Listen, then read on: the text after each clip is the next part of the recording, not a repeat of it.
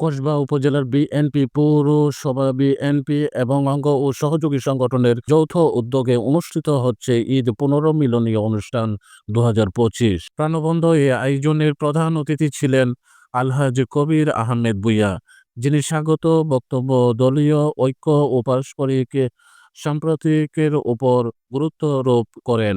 নেতাকর্মীদের মিলন মেলায় আজ মুখরিত কসবা পৌর এলাকা। ঈদের আনন্দকে ঘিরে এমন আয়োজন সামাজিক সাংস্কৃতিক উন্নত দৃষ্টান্ত রেখেছে। কসবা উপজেলা।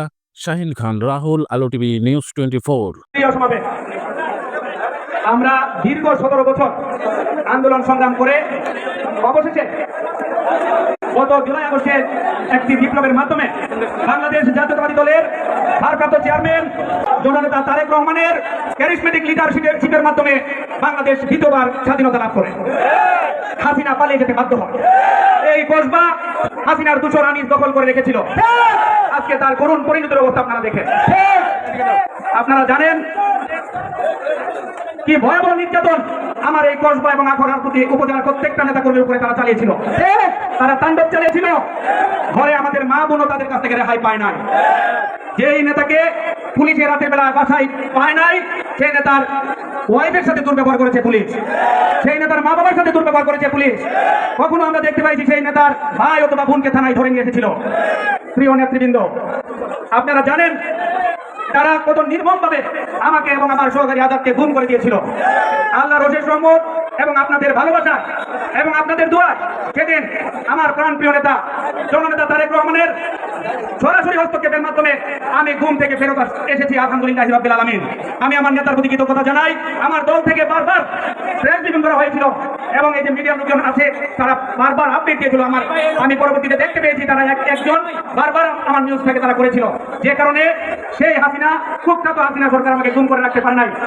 কিন্তু তারা যে ভয়াবহ নির্যাতন করেছে, এই নির্যাতনের ফলটা আমি এখনো বয়ে বেড়াচ্ছি। আপনারা জানেন আমার হার্ট অ্যাটাক হয়েছিল। আমার হার্টের 2টা আর্টারিতে রিং করানো আছে, আরেকটা আর্টারি 50% ব্লক হয়ে গিয়েছে। তাছাড়া আমার শারীরিক বিভিন্ন জটিলতা দেখা দিয়েছে। আমি আল্লাহর অশেষ রহমতে আপনাদের দোয়ায় উন্নত চিকিৎসা পাওয়ার কারণে আজকে সুস্থ শরীরে আপনাদের সামনে এসে আপনাদেরকে ঈদের শুভেচ্ছা জানাতে সক্ষম হয়েছি। আলহামদুলিল্লাহ রাব্বিল আলামিন। প্রিয় ভাই বোনেরা, আমি আসার সময় এই কসবার রাস্তার যে ভয়াবহ দুরবস্থা দেখে এসেছি। প্রত্যেকটা গ্রামে গঞ্জে গত 2 দিন যাবৎ আমি ঘুরে বেড়াচ্ছি।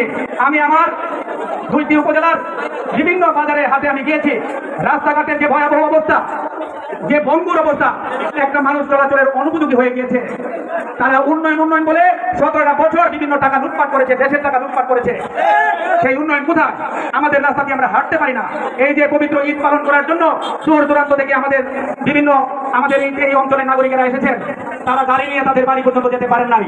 রাস্তা এতই ভেঙে গেছে, ব্রিজ ভেঙে পড়েছে বিভিন্ন জায়গায়। এই যে একটা লুটপাটের মহোৎসব চালিয়েছিল তারা, সেই জন্য তারা থাকতে পারে নাই। আল্লাহর রসের জন্য এই জনগণের আমি বলবো অভিশাপের কারণে তাদের উপরে আল্লাহ প্রদত্ত গজব নেমে এসেছিল। আমাদের প্রিয় নেতা 17 বছর যাবৎ উনি বিভিন্ন ভাবে আন্দোলনটাকে তৈরি করেছিলেন। অবশেষে এমন একটা রূপ লাভ করেছে আন্দোলন, এটা ছাত্র জনতা এবং বিএনপির নেতৃত্বের মাধ্যমে একটা গণ অভ্যুত্থানের কাজ তৈরি হয়েছে। ওনার ক্যারিজমেটিক লিডারশিপের মাধ্যমে তৈরি হয়েছে। পরবর্তীতে হাসিনা তার দলবল সব পালিয়ে গেছে। একটা কথা মনে রাখবেন, তারা পালিয়ে গিয়েছে কতজন? 500, 1000, 2000, কিন্তু তাদের দূষণরা কিন্তু চতুর্দিকে বিরাজমান। তাদের দূষণদের কাছ থেকে সাবধান থাকতে হবে। তাদের হাতে অনেক টাকা আছে, তারা বিভিন্ন টাকা পয়সা দিয়ে আমাদের নেতা কর্মীদেরকে কিনতে চায়। আপনারা কি 17 বছরের নির্যাতনের কথা এই মাঝে ভুলে থাকেন? সম্ভব বলে দেওয়া? আপনারা যদি আপনার আরেকটা কর্মীর প্রতি, আরেকটা নেতার ভাইয়ের প্রতি আপনার মমত্ববোধ থাকে, ভালোবাসা থেকে থাকে, দলের প্রতি, দেশের প্রতি আপনার যদি ভালোবাসা থাকে, দেশের সার্বভৌমত্বের প্রতি যদি আপনার ভালোবাসা থাকে, আমি বিশ্বাস করি আপনারা এই আওয়ামী লীগকে আর প্রশ্রয় দিবেন না। যারা বিভিন্ন কায়দা কানুন করে আমাদের আশেপাশে নিয়ে এসে ছবি উঠানোর চেষ্টা করে এবং বিভিন্ন নেতার মুখ দিয়ে আওয়ামী লীগের লোকজনকে জায়েজ করার চেষ্টা করে, আমি মনে করি তারা আওয়ামী লীগের দূষর, বাংলাদেশের শত্রু, তারা বাংলাদেশের সার্বভৌমের দুশ্মন।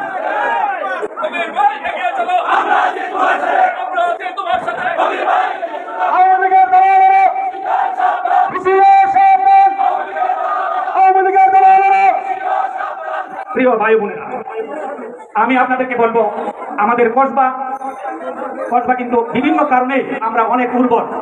কসবাতে 3টি গ্যাস ক্ষেত্র আছে। আপনারা কি জানেন কয়টি গ্যাস ক্ষেত্র আছে?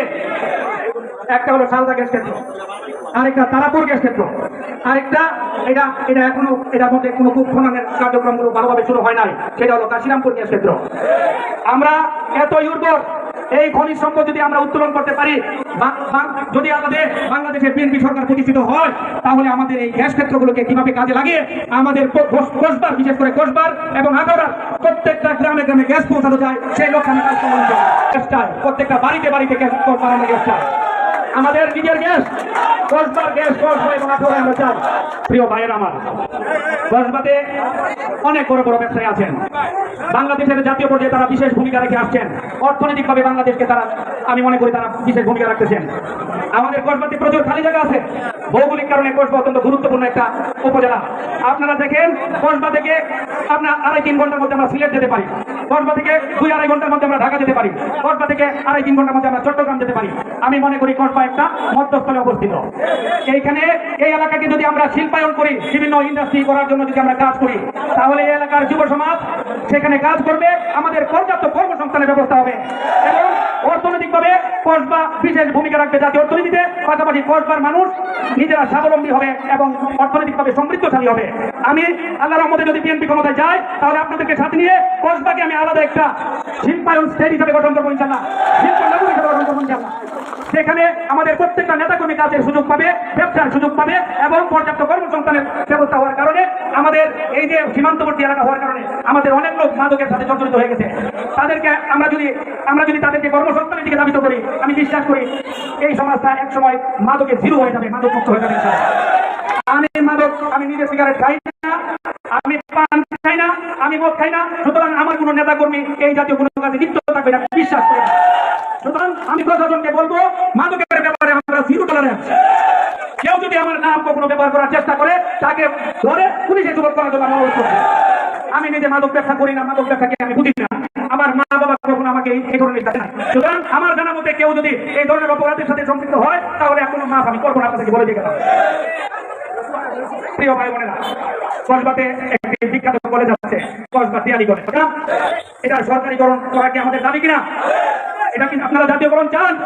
ইনশাআল্লাহ যদি বিএনপি ক্ষমতায় আসে, এই আনন্দের দিন আপনাদেরকে বলছি, কসবা যদি বাংলাদেশে যদি 10টা কলেজ জাতীয়করণ করা হয়, এর মধ্যে কসবা একটা থাকবে ইনশাআল্লাহ।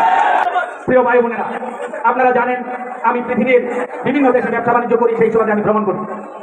সেই সব দেশের শিক্ষা ব্যবস্থার কথা আমি আপনাদের সাথে কিছু বলবো। আমাদের শিক্ষা ব্যবস্থাকে আরো উন্নত করতে হবে। পৃথিবীর বিভিন্ন দেশে কারিগরি শিক্ষার ব্যবস্থার উপরে জোর দেওয়া হয়।